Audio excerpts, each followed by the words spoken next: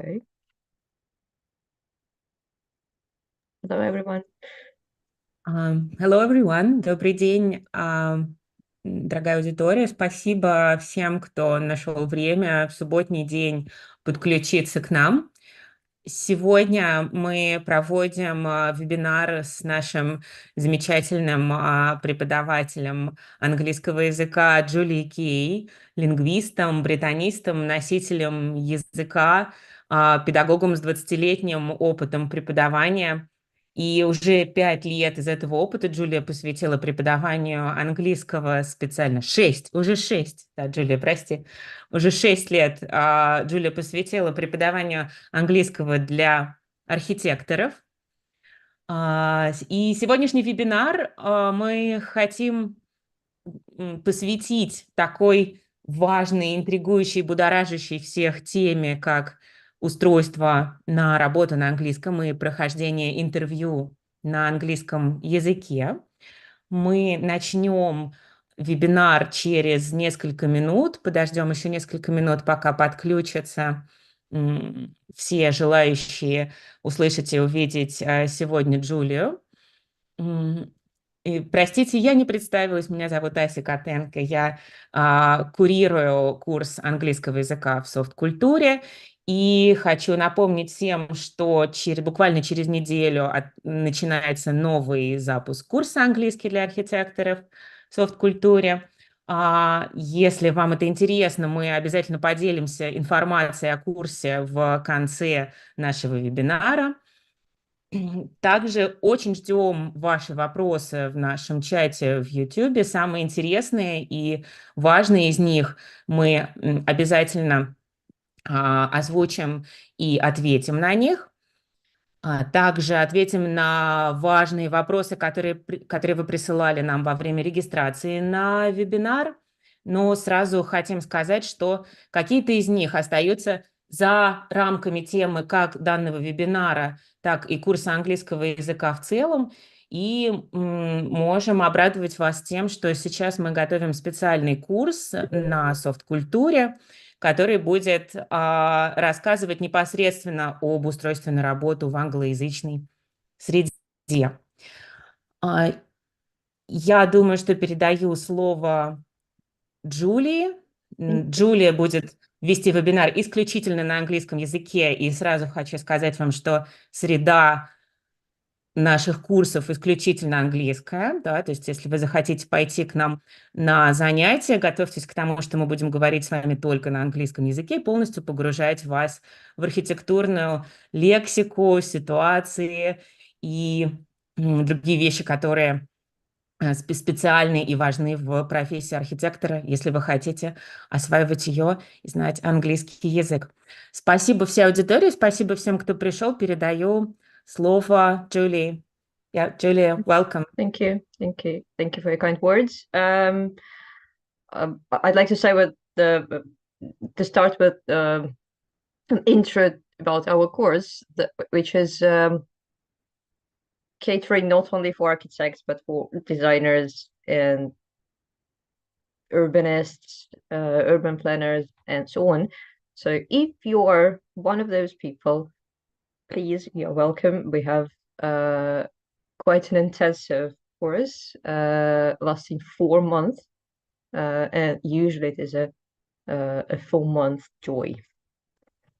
And I think I shall start.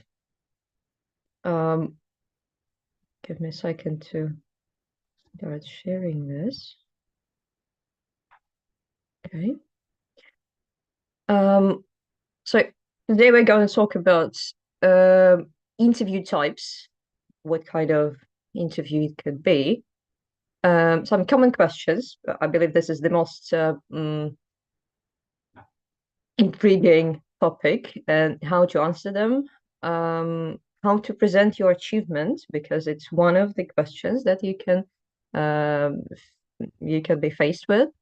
And important points of language. We discussed this last point at length at the course, but a few things I'm going to give you a sneak peek into what we are doing. So let's start with interview types. Okay.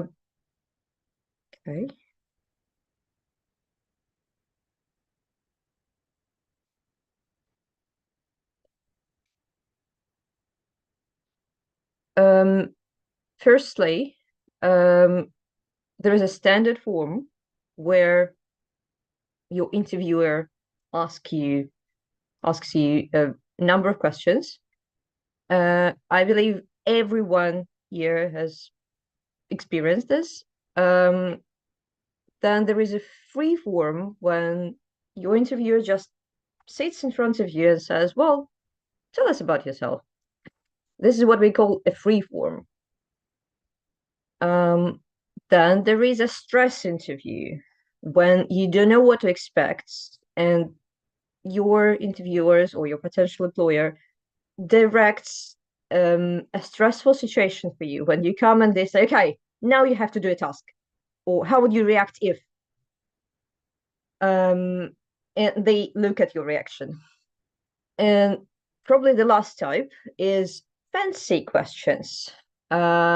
These are questions that do not come to your mind every day. These are questions like, would you rather be a tiny horse or a giant duck? Or would you rather face with a giant duck or a million tiny horses at work?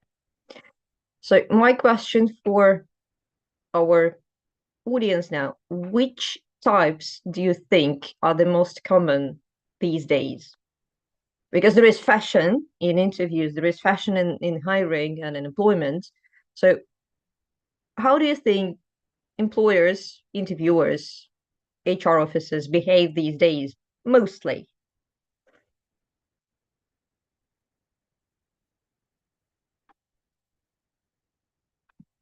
If you think that the standard form is the most common, you are correct.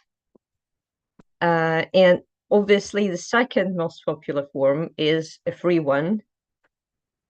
Not because your interviewers are lazy, but because it allows them to see some insights of how you present yourself, what kind of person you are. So let's pass on to most typical questions that you can be faced with.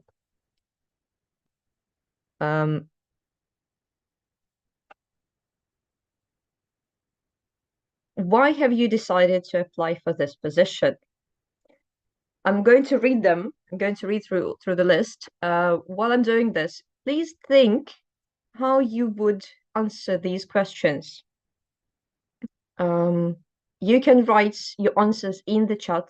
Yeah, if you're watching this in YouTube or in Zoom, please please let us know. And later on today, we're going to read out the most interesting answers or the most perfect answers. So, one of the most typical questions: why have you decided to apply for this position? Why did you leave your previous employment? What exactly were your responsibilities at your last place of work? What are your strong and weak sides? What are your main qualities as an employee? How has your perception of your profession changed over the years? Perception is feeling. Yeah. How has your understanding of your profession changed over the years? Describe your personal development. Everyone's favorite. Do you work better in a team or on your own? Think well about this one.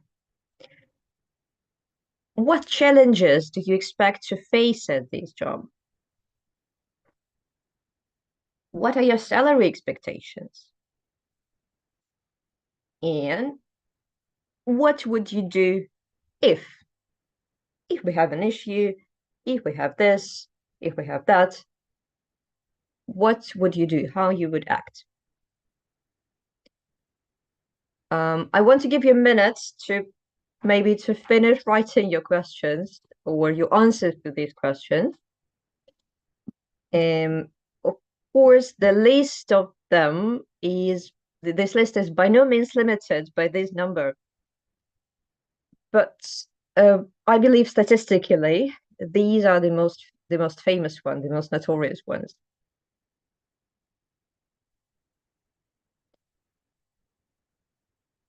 Don't be shy. Text us in the chat.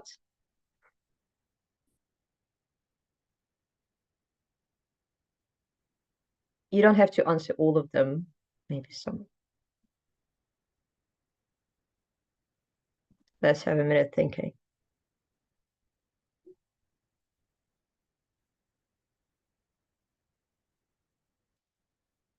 And also maybe in your experience, you also faced with some questions that you were persistently asked at the interviews.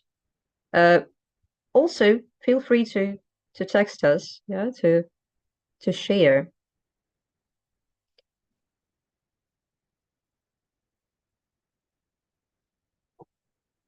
Okay, probably by getting some answers. Right. I'm going to go through all of them again with a view on how to answer them. So, why have you decided to apply for this position? Obviously, the answer most obvious for all of us is I want to work because I want money. Don't say this at the interview. Yeah. Think about why exactly this company, this bureau, this firm attracts you. It can be new challenges. It can be growth, a potential growth in your career or something like this. So be honest. Yeah, I like your company. I've read about your company. I have always wanted to work in this sphere. I have always wanted to elevate my career to this level. I have always wanted to have an opportunity to be an architect in such a bureau or something like this. Why did you leave your previous employment if you are currently unemployed? Again, honesty is the best strategy, but if you had a scandalous separation with your previous employer, of course, do not make it public. You can remain neutral. You can say, we didn't see eye to eye. We didn't find any common language, or just I wanted to grow and that company limited me. Or maybe I want a bigger team. I want a bigger field for my talents, for my opportunities, for my skills. So try to remain neutral.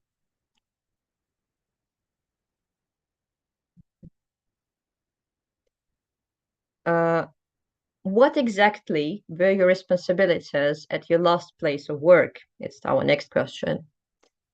For this, you need to know modal verbs. This is something we cover at our course. Please welcome. You're welcome to sign up. You need to say what you had to do, what you must have done, and so on. So I was responsible for this and this and this. I had to oversee such and such processes. I was in charge, this is a very good phrase, I was in charge of a department. I was in charge of a team. I had to control, I had to I had to make something. Let's pass on to the next question. What are your strong and weak sides? Probably if you Google this question, the most typical answer will be something like, my weakest side is that I'm such a perfectionist. This is not an optimal answer. It sounds pathetic, it sounds uninformative, So again, you have to be honest.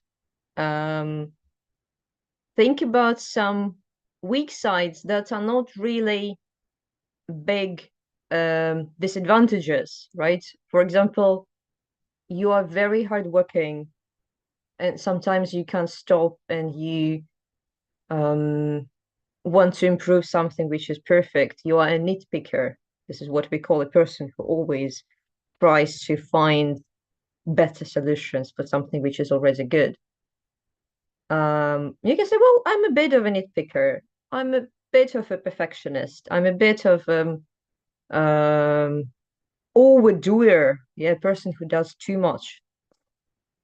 Or sometimes I can take my time to get into things, yeah, to start understanding processes. But then I work fast. It sounds neutral, yeah. It's not really a bad thing to confess about.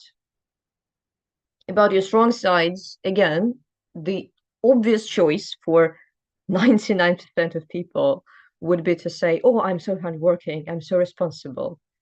Don't say this. Employers expect you to be this by definition. So this is not enough. It is not your strong side. It is your requirement as an employee.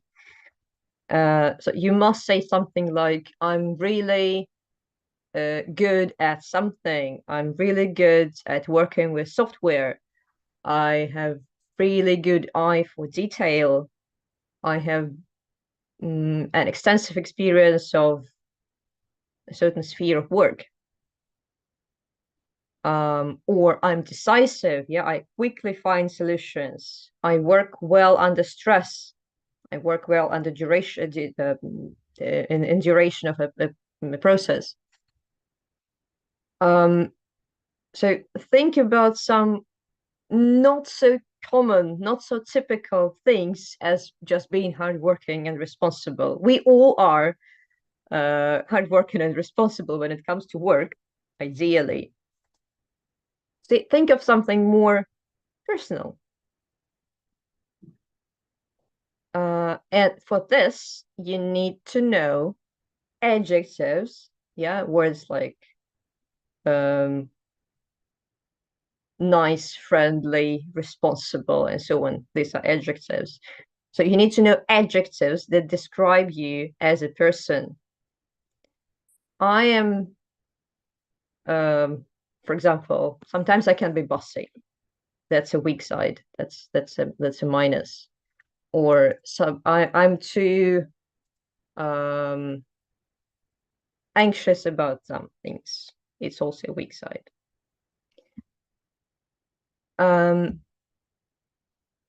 This also touches upon the question, what are your main qualities as an employee? This is the next question. Again, do not just say, I'm hardworking and responsible. These are not your main qualities. These are your base qualities.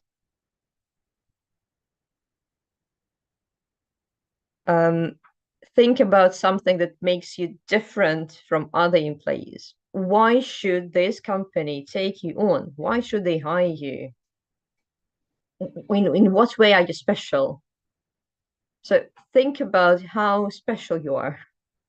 You all are.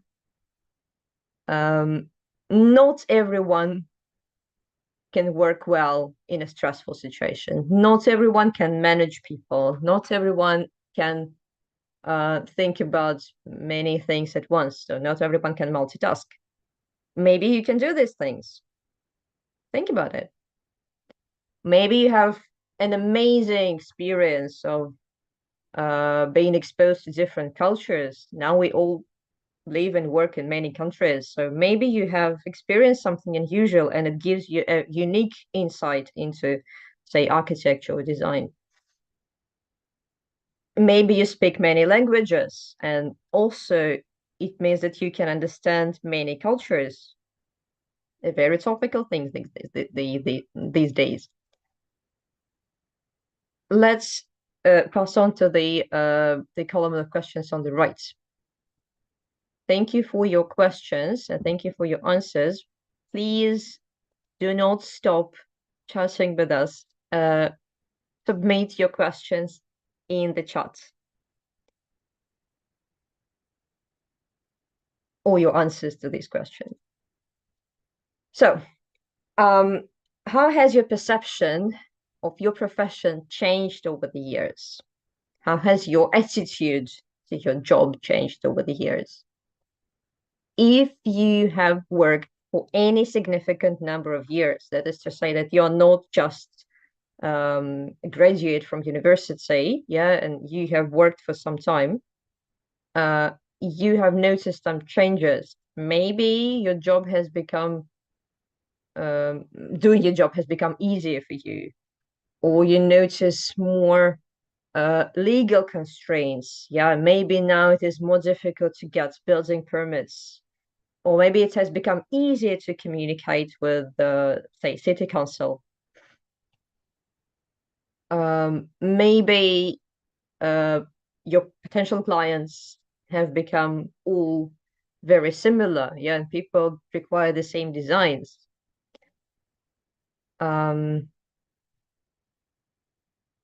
Think about what you feel towards your job, towards your profession now, as compared to what you did feel 5 years ago.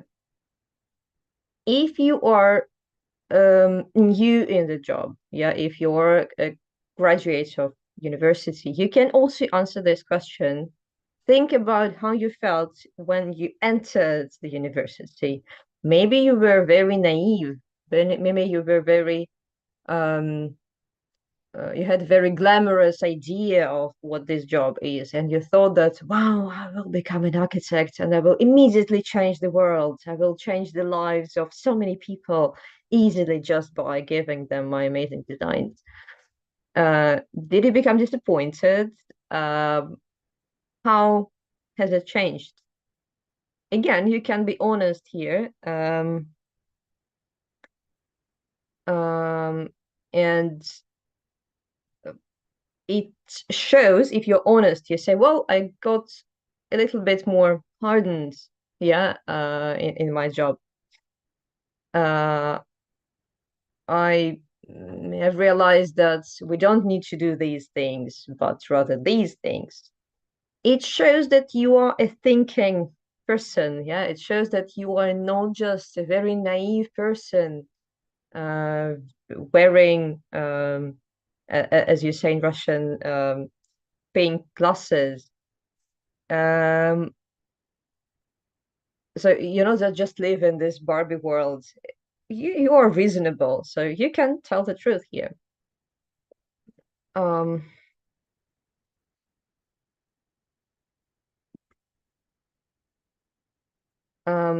How to describe your personal development? In our next slides, we'll talk about how to describe your achievements. And your personal development is something you do in stages. By no means avoid saying that I was educated, I took certificates and so on. Yes, please mention this. This is the time to mention this. And how your different places of employment form you as a person. This is also interesting. So I started as this, and I didn't have an idea how to do this. But then I took a degree, or then I got a certificate in something, or then I was qualified to do this. And then I worked in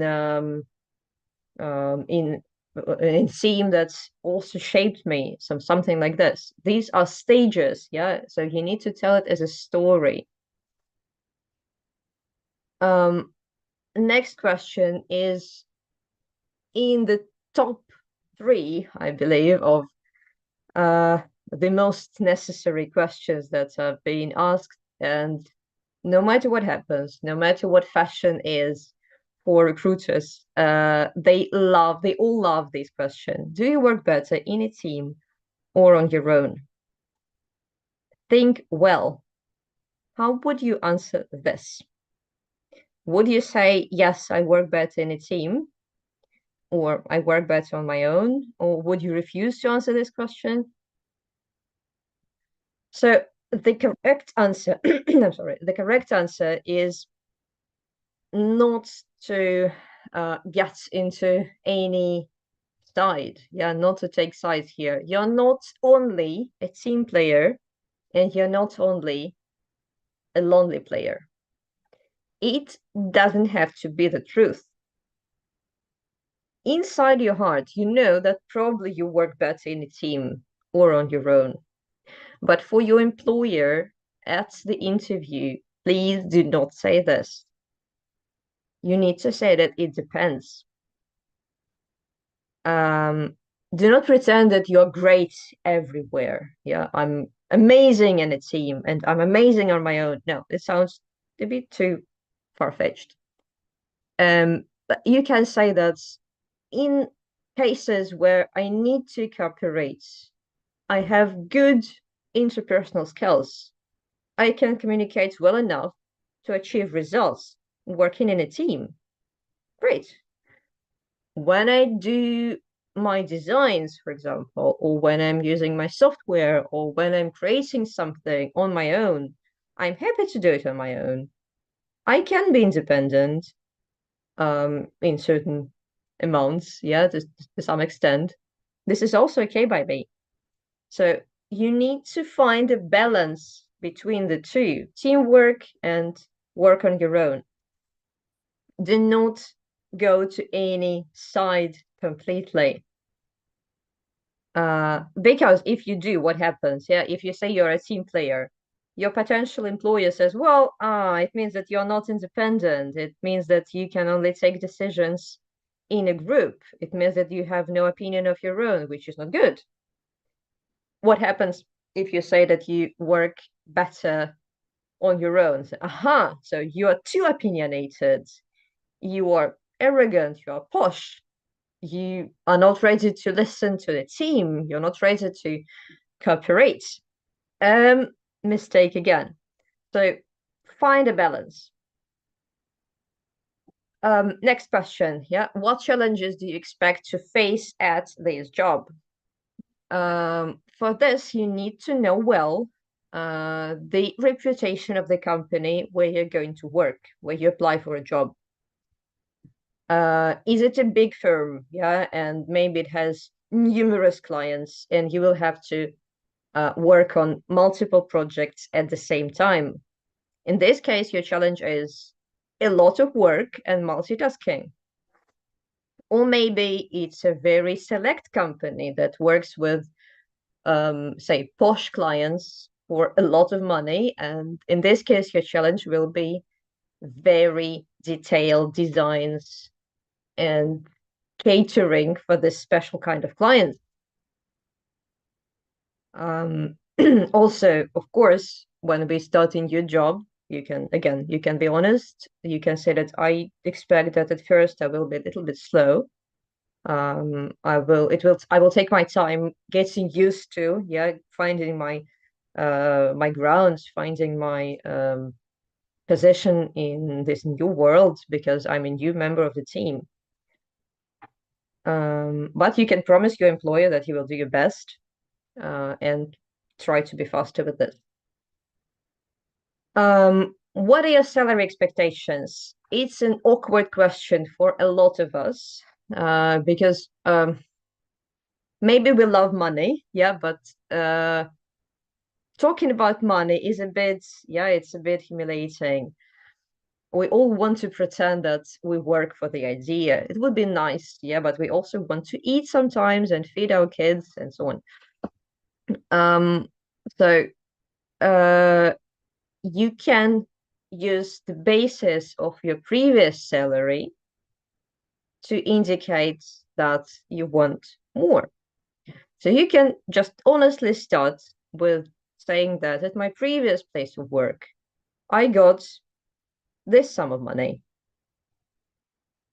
And it indicates your employer that you will not agree to receive less. Also, you can research the company if you know somebody who works there.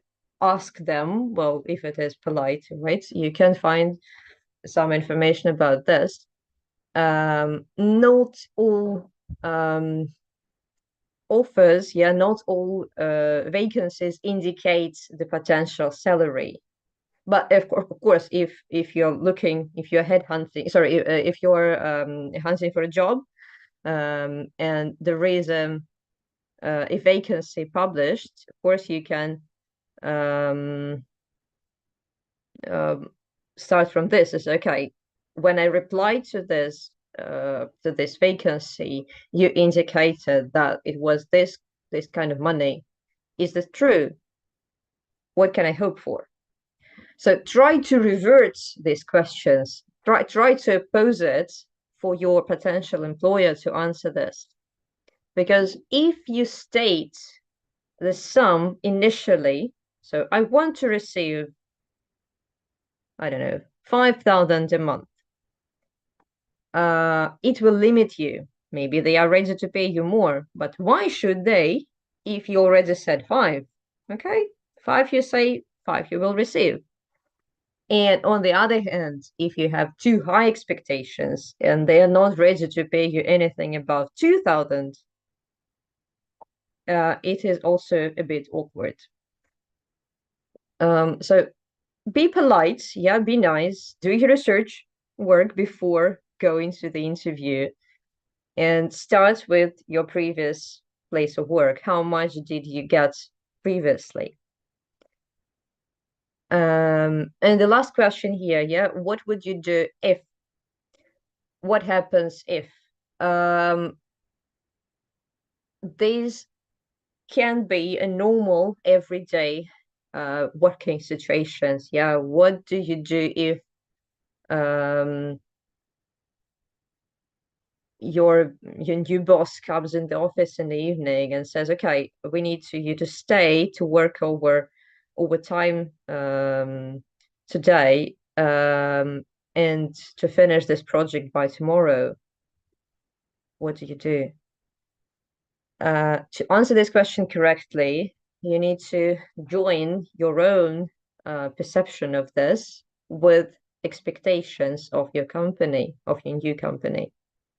So do they have a reputation of people who make the employees overwork, to work extra hours? Do they have reputation of people who work regardless, any day, any night, when you're dying, when you're ill, you have to work? Do they have this expectation? So again, you need to do your research.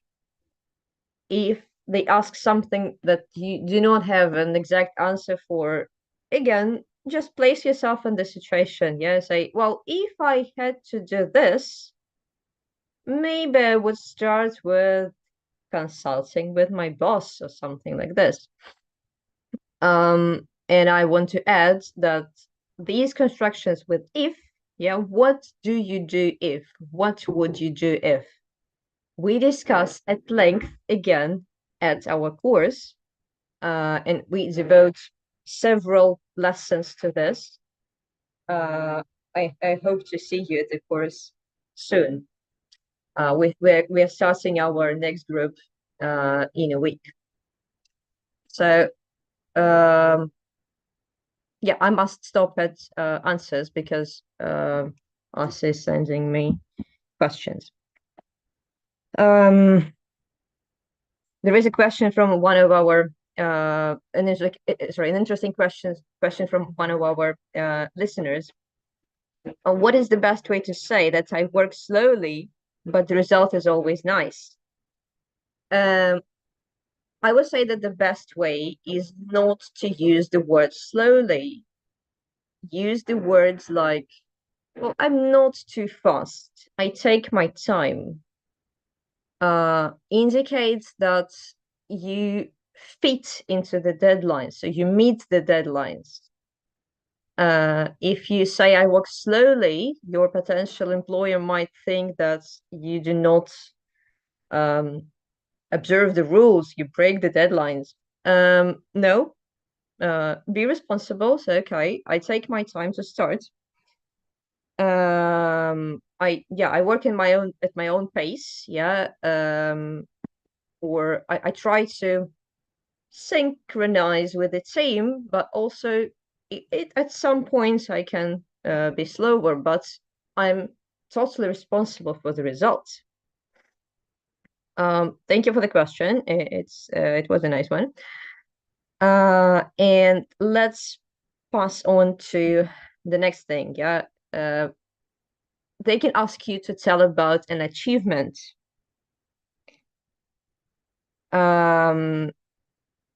So typical question is like, tell us about when you had to change or improve something. Tell us about a challenge that you successfully accomplished. Tell us about an achievement that you're proud of. So you need to remember a real case from your practice, a real one. It doesn't have to be grand. It doesn't have to be world famous. It is just something where you did something and it led to nice results. That's it. So how you do it? You do it in 3 steps. Step 1, you describe the problem as it was before your actions. For example, we lacked qualified engineers in the company. We were having issues with customer service. For this, you need to know past tenses in English, right? So you use past simple, like we lacked, or we were having issues. It is past continuous. Again, it is something we address targetedly at the course because we spend time to look into how you use past tenses exactly for this purpose. So you describe a problem before you came to interfere. Step 2. What exactly did you do to remedy this? Use simple sentence structure. I did that. I did this. And this is the case when you are absolutely justified to start with I, because you tell about yourself. So do not be afraid of being too egoistic here, because it's a question about you. So I found new experienced employees. I conducted several training sessions. I suggested introducing a reward system for handling successful cases. I did what? You can use simple past here. And the final step, step 3, the result of your action. You need to start with something as a result. This is an idiom. It always sounds as a result, or some such phrase. And use present tense, present or present perfect. As a result, so we lacked qualified engineers. I hired new people. As a result, now we have accomplished engineers who can handle any issue. Is it a success? Totally. As a result, now our support managers are more motivated and efficient because, see, step 2, I suggested a reward system for them. It was accepted. This is the result. Or you can use present perfect. This is a tricky tense.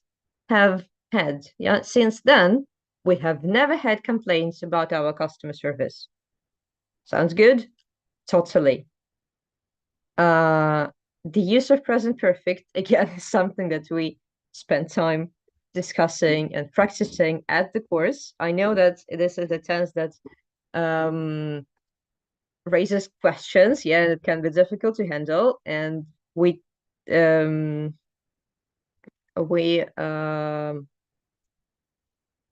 take time to look into it.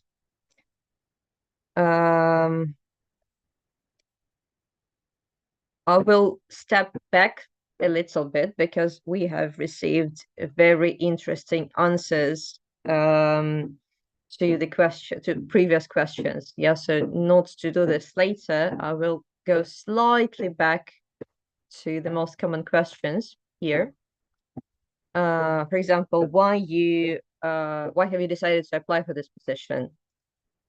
An amazing answer. I decided to apply for this position because I'm looking forward to face new challenges and professional growth. Sounds amazing. Thank you. I also appreciate your input into social welfare. For example, it's a company that works with, it's a bureau that works with, say, I don't know, industrial architecture or public spaces. Great. Will do. I myself say something like this in my cover letters at the interviews. And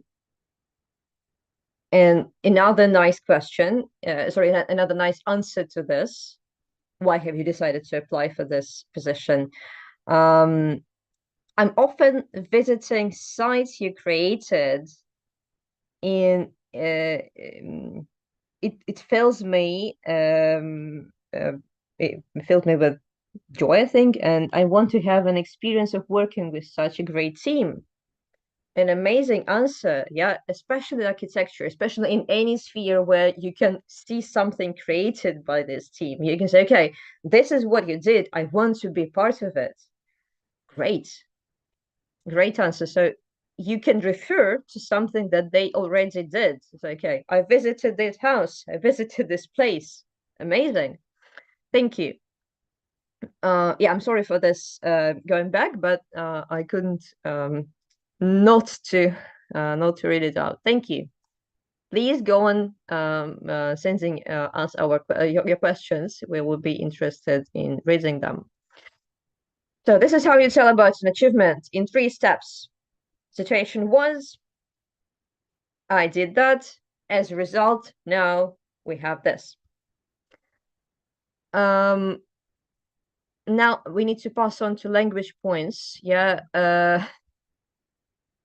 And the first one is probably the most painful one. It is really a pain in the neck, as we say. Yeah, it is articles. We have 3 species of articles in English.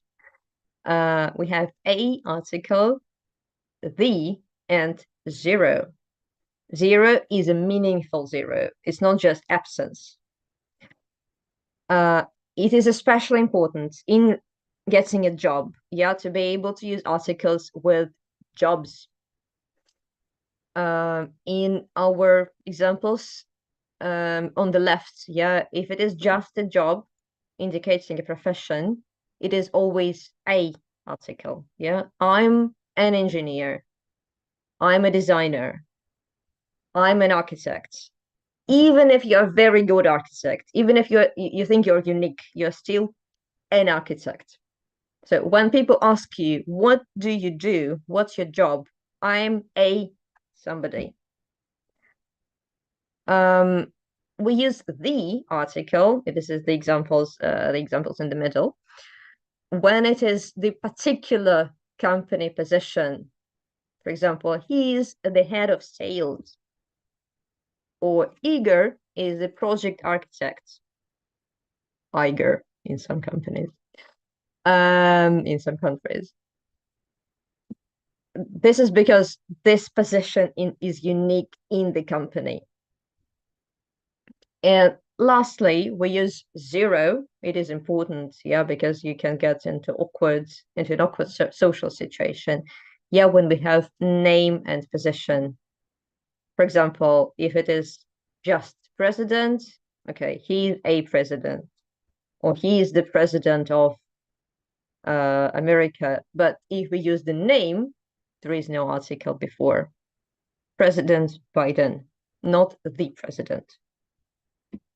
Or maybe you have plumbers in your bureau, and your head plumber has a name, hopefully. Yeah, so it will be head plumber Osman Kilic. Pay attention, this word is a tricky one. Plumber is the person who works with pipes and tubs, baths, and so on, we do not read B letter in this word. Yeah, it is plumber, not plumber, plumber. Another language point that we need to be aware of is the usage of past simple versus present perfect. I offer you to have a look at these sentences and to think, do you feel the difference? I worked in this company for 3 years, and I have worked in this company for 3 years. Please think. You can text it in the chat. How different it is. It changes the meaning. In what way? And the answer is, it changes the meaning that in case I worked, in the case of I worked, I finished working. I worked in this company for 3 years, but I finished doing it. I do not work there anymore. I have worked in this company for 3 years. I started 3 years ago, and I'm still their employee. So this is an important thing. When you come to a job interview, are you still employed? Or have you already left your previous employment? Think about it. So what is your employment situation now? I worked in this company and resigned, or I have worked and I'm still employed. Next examples, in the second line. We cooperated with ABC Construction, and we have cooperated with ABC Construction. How do you appreciate the difference? Again, this is something important. It changes the meaning completely. We cooperated with them. It means that we did it in the past and we don't do it anymore. We finished doing this. Maybe we had some issues, but your use of past tense indicates that you're not going to do it ever again. We did it, we're done. And I have cooperated with them. We have cooperated with them means that maybe there is a chance that we'll do it again, or we are still in process. And lastly, last year I resigned, and I've resigned recently. At the first glance, yeah, when you just look at it, it looks very similar. But do you feel the difference? So we must use past tense, like past simple, for example, with phrases where you indicate the time period, last year, last week, in July, in 2023, and so on. But if you do not specify the time exactly and it happened not such a long time ago, use present perfect. Yeah, I've resigned recently, or lately I've been looking for a job. This is more natural. This is absolutely more correct. And it will show you as a person who is in command of their language. This is very important. Again, at our course, we address it a lot. So come join us to learn more. Point number 3, when we learn synonyms. I can't give you a full list of synonyms today because we are limited in time. And actually, we must be wrapping up. But again, you can think of how you can say these in other words. So instead of hire somebody, you can say take on, offer a job, employ, and so on. Fire somebody, yeah, to make them leave the company. You can make them redundant, you can make them resign, and so on. When you leave the company on your own, yeah, it is your own decision. You can resign. Maybe you are elderly, yeah, and then you retire to get your pension and your quiet life. Amazing. We all are envious. When we postpone something, so let's postpone this meeting. Let's start it later. Let's reschedule it. And also you need to know, it's crucial to know the words for salary, because salary is what you get regularly once or twice a month. And your salary is a fixed sum of money. Some people get wages. It is something that depends on their hours or days of work per periods of time, and so on. So I offer you to think about these as well. And if you want to learn more, again, come to us. We explain it a lot at the course. And probably the last point, or at least the last important point for today, is learning French words with suffixes which sound very strange in English. For example, employee and employer. Luckily, they always mean the same thing. E, the suffix E, indicates the person who uses services or something. And ER, employer, is the person who provides this. So employer is the person who hires you. Employee is the person who is hired. Trainer is the person who trains. Trainee is the person who is being trained. Franchisor, somebody who gives the franchise, well, sells the franchise. Franchisee, the person who buys it. Same, you come to an interview, you are interviewee. The person who interviews you is an interviewer. Same with grantee and grantor, awardee and awarder. It's not a limited list. Yeah, there are more of such words. You need just to be aware of them because they often come up at interviews. So I must refer again to questions in our beginning slides with typical questions, because we have one more interesting answer.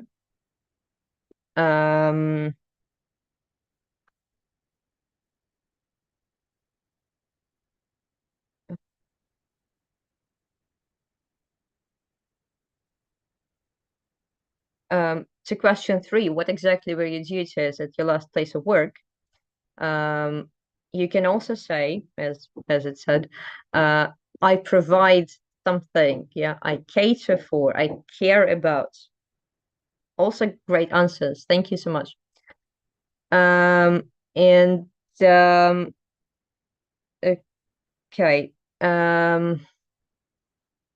I need to be wrapping up. Maybe Isaac, can you help me here? Shall we come to the last thing? I want to thank everyone who participated. I hope this is useful. This is a very superficial meeting today. This is a very short webinar.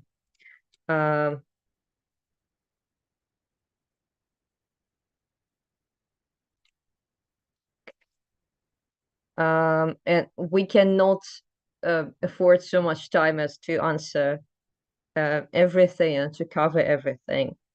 For example, there was a question with a suggestion to talk about a cover letter. This is a nice topic, but we do not have time today. If you want to learn writing it, please join our course at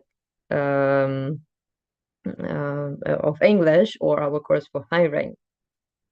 There was a good question about a long gap between places where you were employed. Yeah, what should I answer if I have a gap in my CV? Well, I suggest you're honest. You say, well, I was on my maternity leave. or I was studying, or it was such a time, yeah, maybe politically, economically, and so on, that I could not get an official employment. I was doing some work. Well, it wasn't a real employment. It was freelance work. Why not? So honesty works. Don't forget that even if architecture and design is a big sphere, it is still possible to check your facts. So never lie in the face of your employer directly. You can be vague. Yeah, you don't have to be absolutely blunt, honest, and say, okay, this is because, but try to be as honest as your sense allows. An amazing question: how to enrich your vocabulary of arts and architectural terms. The obvious answer is come to our course, learn with us.